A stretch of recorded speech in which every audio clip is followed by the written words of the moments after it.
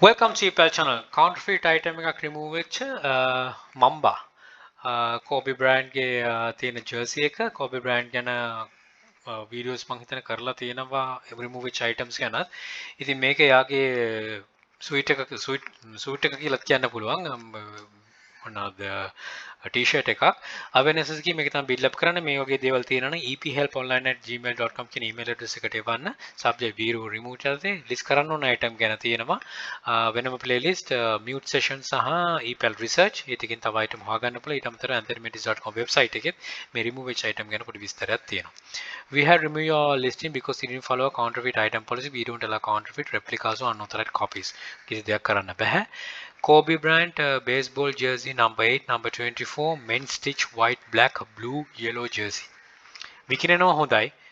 හොඳ ඉම්ප්‍රෙෂන්ස් එනවා. හැබැයි account එක suspend කරගන්න යන්න එපා. මේ වගේ දේවල් නිසා.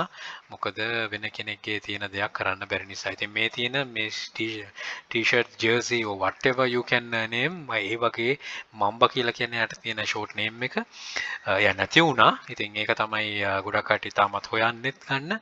ඉතින් නැතුණ කාලෙත් මේක හොඳට මාකට් එකත් වුණා. යාගේ figures විකුණුණා.